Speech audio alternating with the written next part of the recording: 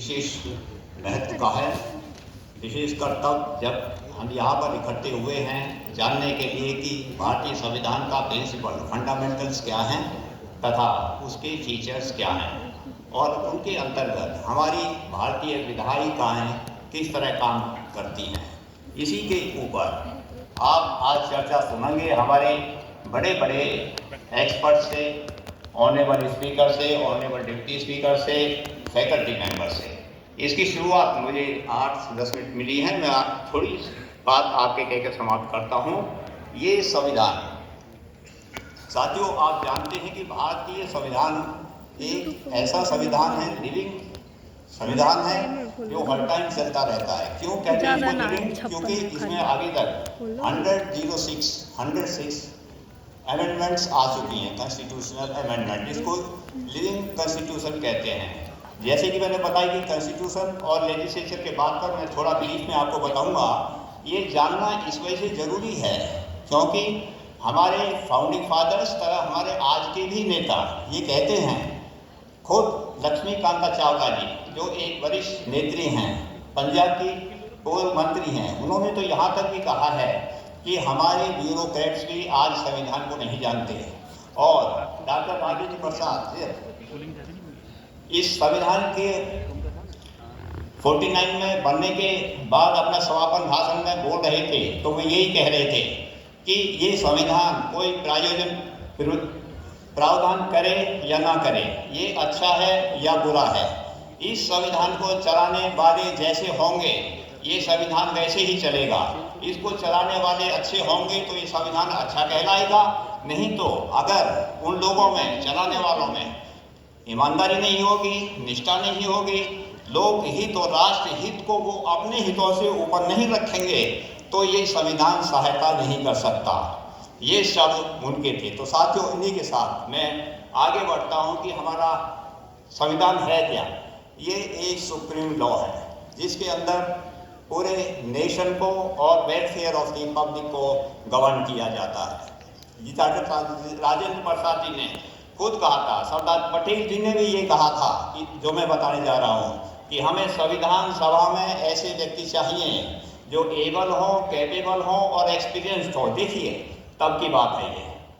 उन्होंने संविधान हमारा ऐसे नहीं बनाया, उनको चलाने का दायित्व हम सबको वो दे के गए थे। और जब ये बना था तो डॉक्टर राजेंद्र प्रसाद ये कह के गए थे कि मुझे ये संविधान अच्छा है या बुरा है, प्रावधान कुछ भी है या नहीं, लेकिन मुझे ये खुशी है कि हम इस संविधान को आने वाली पीढ़ी को, हमको, आपको सौंप कर जा रहे हैं और वो सौभाग्यशाली होंगे जो इस संविधान को चलाएंगे। तो आप सोच लीजिए कि वो आप ही लोग हैं, चाहे वो फंडामेंटल राइट्स के थ्रू, चाहे वो फंडामेंटल ड्यूटीज़ के थ्रू। हम 140 करोड़ हैं तो वो भी सौभाग्यशाली जो आप निकल के जाएंगे आगे, bureaucrats, officer, professor, doctor, scientist या पॉलिटिशियन बनेंगे और संविधान को चलाएंगे।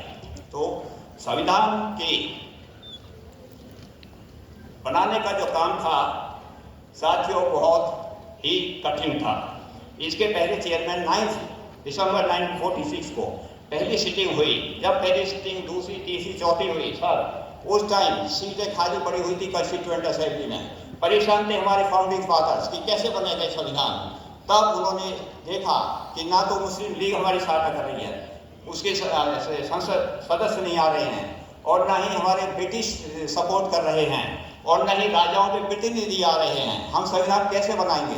फिर निकल के आए सामने वहाँ से डॉक्टर राजेंद्र प्रसाद, सरोजिनी नायडू, डॉक्टर श्यामा प्रसाद मुखर्जी, जवाहरलाल नेहरू जी, सब ने जोश भरा। डॉक्टर सचिन रंजन सिन्हा जी, उन्होंने कहा कि हम ऐसे करें धरे ये यहाँ से नहीं उठ सकते, हमने कुछ करना है।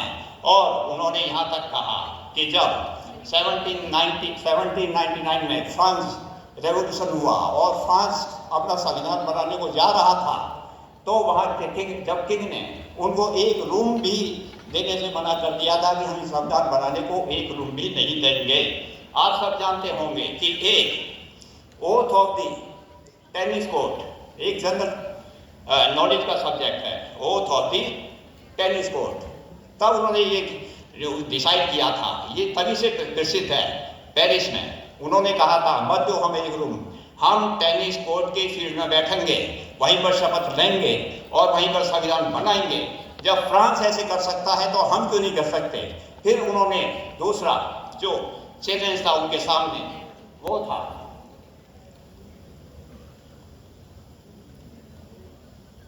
इन प्रॉब्लम्स को करते हुए उन्होंने डिटरमाइन किया कि हम इस तरह इनको बनाएंगे और फिर आगे बढ़ते हैं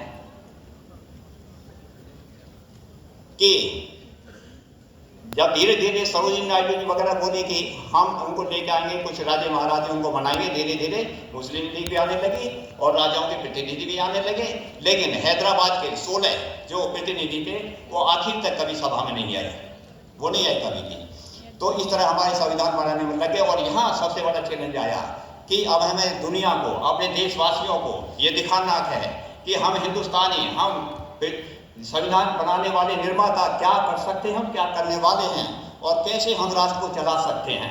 तब उन्होंने ऑब्जेक्टिव रेजोल्यूशन लेके आए और जो आपके सामने हैं, और यही ऑब्जेक्टिव रेजोल्यूशन जो आज हमारे प्रिंसिपल्स भी हैं और फंडामेंटल्स भी हैं कॉन्स्टिट्यूशन के, इसको उन्होंने सबसे पहले 13 दिसंबर 1946 को इंट्रोड्यूस किया पंडित जवाहरलाल नेहरू ने और कहा कि ये हमारे फंडामेंटल्स हैं और जब हम इनको पास करेंगे तो दुनिया को दिखा देंगे कि हम क्या करने वाले हैं। इस तरह लंबी बहस के बाद 22 जनवरी 1947 को इसको अडॉप्ट किया और यही अंत में चल के फंडामेंटल्स, ये ऑब्जेक्टिव रेजोल्यूशंस ही आगे चल के कॉन्स्टिट्यूशन का प्रीएम्बल बना 17 अक्टूबर 1949 को। ऑब्जेक्टिव रेजोल्यूशन कैसे मूव और कैसे बना इसके मैंने आपको डिटेल बताई, क्योंकि शॉर्ट में बतानी है, मुझे टाइम कम है। इसके बाद इन्होंने कमेटियाँ बनाई, 22 कमेटी और कॉन्स्टिट्यूशंस कमीशंस बनाई। एक कमीशन था और 21 इसमें कमेटीज थी। उन्होंने अलग अलग काम किया, उसमें ड्राफ्टिंग कमेटी थी। इससे सफलता पाते पाते वो आगे बढ़ते चले गए और अपना काम करते चले गए संविधान बनाने के लिए। जब उन्होंने संविधान बन चुका, उसके बीच में सारे प्रोविजंस, सारे क्लॉजेस पास हो गई हमारे 365 आर्टिकल्स के। तो सबसे लास्ट में रह गया ये कॉन्स्टिट्यूशन का क्लॉज 1। तो कॉन्स्टिट्यूशन को सबसे लास्ट में लिया, इसको प्रीएम्बल को सबसे लास्ट में लिया और ये वो ही प्रीएम्बल है, वो ही फंडामेंटल्स है जो प्रिंसिपल्स उसमें थे हमारे ऑब्जेक्टिव रेजोल्यूशन में। उसी की रेप्लिका ये है जो चीज़ हमारे ऑब्जेक्टिव रेजोल्यूशंस में है और तब ये हमारा प्रीएम्बल कॉन्स्टिट्यूशन का पार्ट बना। इसमें आप देखते हैं कि यही प्रीएम्बल हमारा ये एक बेसिक स्ट्रक्चर भी है।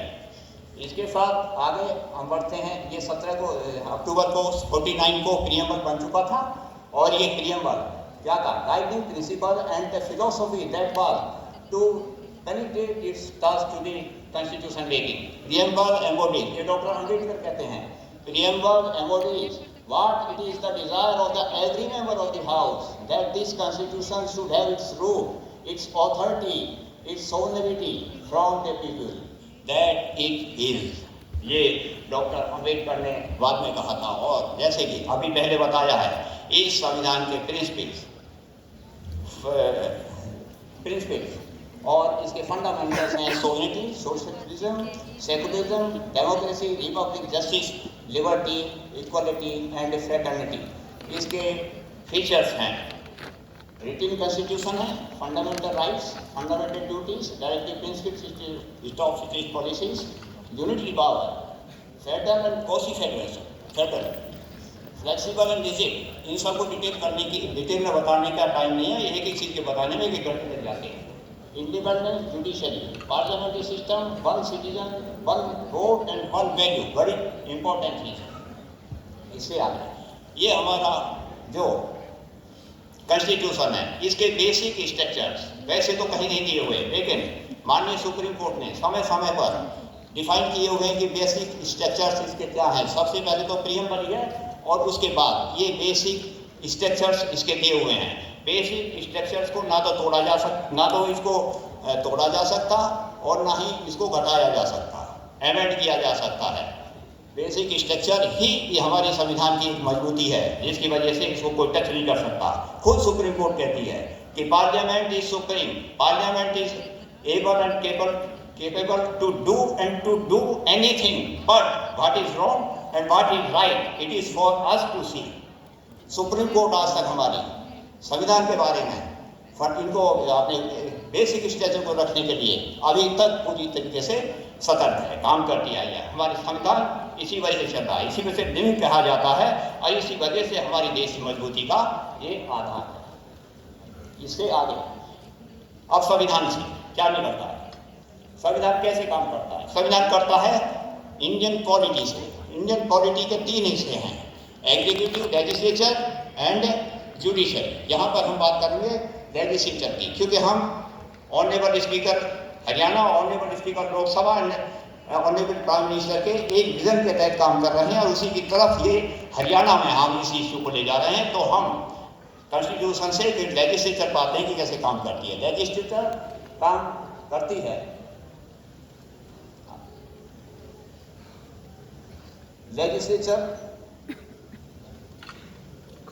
लेजिस्लेचर 2 प्लेटफॉर्म से काम करती है, एक तो हाउस और दूसरी हाउस की कमेटीज। इसका काम होता है to mitigate the problems of the people and to fulfil the requirements of the people. तो इन 2 चीज़ों की काम करने का ड्यूटी हमारी विधानसभा का है। और डॉक्टर अम्बेडकर ये कह गए थे, वो कई बात कह गए थे, वो हमारी इसको लेजिस्लेचर को पावर भी दे के गए थे, वो इसको वो भी देखे गए थे कि फिर पार्लियामेंट प्रिविलेज भी देखे गए थे। वो ये कह गए थे कि जब तक इनके पास प्रिविलेजेस नहीं होंगे ये काम नहीं कर सकते, इनका अनादर सम्मान होना चाहिए हमारी विधायिका का। तो वो प्रिविलेज लेके गए थे और इनका दोनों कामों को करने के लिए इनको पावर लेके गए थे। इसके बाद ये भी कहा था उन्होंने कि ये ही वो अथॉरिटी है लेजिस्लेचर, विधायिका, जिसके पास इतना मत और इतना प्राधिकार है कि वो शासन प्रशासन में बिल्कुल ट्रांसपेरेंसी ला सकती है। और इसमें मेरा बहुत तजर्बा है और मैं आज कल काम करता हूँ, ये महानुभाव बैठे हुए इनके साथ। ये वो ऐसी संस्था है कि जो एडमिनिस्ट्रेशन में और एग्जीक्यूटिव में पूरी ट्रांसपेरेंसी लाने की ताकत रखती है। तो ये इसका फंक्शन और इसका काम मैं शॉर्ट में आपको बता रहा हूँ। आगे ये हैं, हम लोगों की बड़ी एक ये दुर्भाग्य कहें या भी हम पूरी तरह से जानकार नहीं है। हम समझते हैं कि शायद लेजिस्लेचर एक सिर्फ लॉ मेकिंग अथॉरिटी नहीं, आजकल ये मल्टी फंक्शनल इंस्टीट्यूशन बन चुका है। और जो आप देख रहे हैं इतने फंक्शंस आजकल लेजिस्लेचर के हैं। इसके आगे हम चलते हैं कि क्यों कैसे हम एग्जीक्यूटिव और एडमिनिस्ट्रेशन को अकाउंटेबल बनाते हैं, उसके बजट पर कैसे हम वो रखते हैं अपना कंट्रोल। उसके 2 हैं, एक under article 164, under article 175, centre में 75 या 164, जिसके लेजिस्लेचर के प्रति एग्जीक्यूटिव अकाउंटेबल होती है। आप जानते होंगे कि ये वो लोकसभा और विधानसभा है जो सरकार बनाती है और सरकार गिराती है। यही वो चीज़ है जहाँ से ये पावर निकल आती है, यही वो चीज़ें जो कंट्रोल करती है। क्यों कि आप लोग हम लोग जनता हित प्रदेश के लोग एक जनरल बॉडी बनाते हैं 90 बना के वो बनाते हैं कि एग्जीक्यूटिव 15% के 14 मिनिस्टरों की 90 के 90 14 से हिसाब देते हैं हाउस में, और फिर जो वो बात कहते हैं उनको हिसाब देते हैं हम कमेटीज में। Parliamentary control over the government budget ये हम हाउस में भी लेते हैं और कमेटी में भी लेते हैं। इसके साथ हम ये पहले बताया कि इसके 2 प्लेटफॉर्म हैं, हाउस एंड कमेटीज। हाउस सत्र के दौरान काम करता है, सेशन के थोड़ा टाइम होता है, लेकिन पूरे वक्त हम कमेटियों के माध्यम से काम करते रहते हैं। कमेटियों की विशेषता ये है कि वहाँ पार्टी पॉलिटिक्स से ऊपर, पार्टी लेवल से ऊपर काम करते हैं। वहाँ एक उनमें इंटीमेसी ज़्यादा होती है, भाईचारे के भाव से काम करते हैं। वहाँ ये नहीं होता कि जैसे हाउस में एक मेंबर एक पार्टी के बोले तो सारी उन्हीं की सपोर्ट पा जाते हैं, यहाँ ये ऐसा नहीं है। और इसको हम मिनी हाउस भी कहते हैं। ये मिनी हाउस बड़ा सेटल्ड है। हमारी एक पेज कमेटी हुआ करती थी, उस पेज कमेटी की ये दी हुई टर्मिनोलॉजी। हाउस के जो काम होते हैं मैं शॉर्ट में बता देता हूँ कि वो जैसे गवर्नर साहब का एड्रेस होता है, बजट का होता है, क्वेश्चंस का होता है, और कॉलिंग अटेंशन होती है, बहुत से इश्यूज हैं जिनको हम पार्लियामेंट्री डिवाइसेस कहते हैं, उनके थ्रू हम नोटिस देते हैं आते हैं ऑनरेबल मेंबर से, और तब उनको आगे बढ़ाते हैं। इस प्रकार हम इसको आगे बाकी हमारा ये प्रोसीजर दिया हुआ है, ये समय की कमी है, इनसे हम उसको अकाउंटेबल ठहराते रहते हैं और ट्रांसपेरेंसी डिपार्टमेंट में, एडमिनिस्ट्रेशन में और एग्जीक्यूटिव में जाने की कोशिश करते हैं। इसके बाद कमेटीज के बारे में ये बता दिया मैंने। कमेटी दो तरह की होती हैं, एडहॉक कमेटी होती है, स्टैंडिंग कमेटीज होती हैं। फिर सबसे मेन इंपॉर्टेंट ये है कि हमारा काम क्या है। देखिए, बहुत इंपॉर्टेंट चीज आप लोगों को सुनने के लिए, कमेटी का और विधानसभा का काम है। आप इसको देखिए कि ये एक बिल्कुल सेटल्ड हमारा कंसेप्ट है। ताते पाँव पसारिए जाति लाभी सौ। अब बजट आता है, बजट को बनाते हैं कि हम बहुत बार कहते थे कि कट लगा दी है। कट क्यों लगाई जाती है? क्योंकि सरकार देखती है कि कितना रेवेन्यू आ रहा है, कितना एक्सपेंडिचर है, उसके हिसाब से ही कट लगाते हैं, उतना हिसाब देते हैं, इस वजह से उतना ही पैसा खर्च करते हैं। तो ये संत कबीर जी का है, लेकिन ये हमारा एक एक्सेप्टेड कंसेप्ट है। ताते पाँव पसारिए जाति लाभी सौ। सेकंड है, सरकारी धन को उसी सजगता और मितव्यता से खर्च कीजिए जैसे अपने धन को खर्च कर रहे हैं। और ये भी कंसेप्ट ऑफ प्राइवेट प्रॉपर्टी है। सरकार के धन को हम सरकार का धन नहीं समझो, पब्लिक का धन है, और उसको भी हमने इस तरह खर्च करना है जैसे हम अपने खुद के धन को खर्च करते हैं। प्रजातंत्र में की व्यवस्था में जो ये प्रशासन है, जिसको हम प्रशासन समझते हैं, वो हमारे सेवक हैं, और वो जो धन का इस्तेमाल करते हैं वो सिर्फ प्रबंधक मात्र हैं। प्रबंधक मात्र से ज़्यादा एडमिनिस्ट्रेशन एग्जीक्यूटिव कुछ भी नहीं है। हम सबको ये समझनी पड़ेगी बातें। वो प्रबंधक हैं कि कहाँ से पैसे का इंतजाम हो रहा है, कहाँ खर्च हो रहा है, कैसा पैसा इकट्ठा हो रहा है, कैसा रखा जा रहा है। नेक्स्ट है CAG। अगर इस समय भी कोई कमी रह जाती है तो controller and auditor general of India उनका हिसाब देगा, उनकी स्क्रूटनी करेगा, और फिर ऑडिट करके बताएगा कि क्या कमी है और क्या चीज़ नहीं है। इन सबको हमारी जो अचीवमेंट्स हैं, हम जैसे मैंने पहले बताया था, लोकसभा माननीय प्रधानमंत्री जी के विजन को आगे स्पीकर साहब बताएंगे। लोकसभा के माननीय अध्यक्ष की गाइडेंस में हमारे हरियाणा के स्पीकर इसको देश में हमारी विधायिका इसको आगे ले जा रही है, और उसी कड़ी में हमने बहुत से कदम उठाए हैं। जैसे हमने विधानसभा में एक रिसर्च एंड रेफरेंस टीम का बनाई है, दूसरी हमने ट्रेनिंग और कैपेसिटी मेंबर्स को भी दी है, और हमने अपने स्टाफ को भी दी है। हमने ओरिएंटेशन प्रोग्राम फॉर मेंबर्स को चलाए हैं, हमने training programmes to media person चलाए हैं, हमने यूथ पार्लियामेंट एंड यूथ संसद भी चलाई हैं ऑनरेबल स्पीकर की गाइडेंस में, और हमने नेशनल लेवल की कॉन्फ्रेंस अर्बन लोकल बॉडीज की पूरे हिंदुस्तान की जुलाई में गुड़गांव में की थी, और अब आज ये युवा सम्मेलन कर रहे हैं। तो साथियों, इन्हीं शब्दों के साथ मैं अपनी बात को वाणी देता हूँ, और मैं ये कहता हूँ, आखिर मैं एक बात और कहता हूँ, हमने उस चीज़ पर चलना है।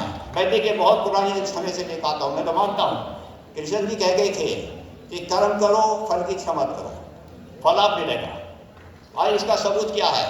इसको खुद गांधी जी कह गए थे कि अधिकार का स्रोत कर्म है, जो कर्म को छोड़ के अधिकार के पीछे भागेगा, अधिकार और दूर होते चले जाएंगे, इसलिए कर्म करो। फिर उसी बात को कंक्लूडिंग एड्रेस में 26 नवंबर 1949 को डॉक्टर राजेंद्र प्रसाद कह गए थे कि यह सोचकर कि तुम रिटायर हो गए हो, तुमने इतना धन कमा लिया है कि बाकी की जिंदगी हमसे कट जाएगी, नहीं, बैठना नहीं है। तुमने जब तक तन और मन काम करता है, काम करते रहना है, अपने परिवार का, अपने समाज का और अपने देश को ऊपर से ऊपर ले जाना है। साथियों, इन्हीं बातों के साथ मैं अपनी बात को वाणी देता हूँ।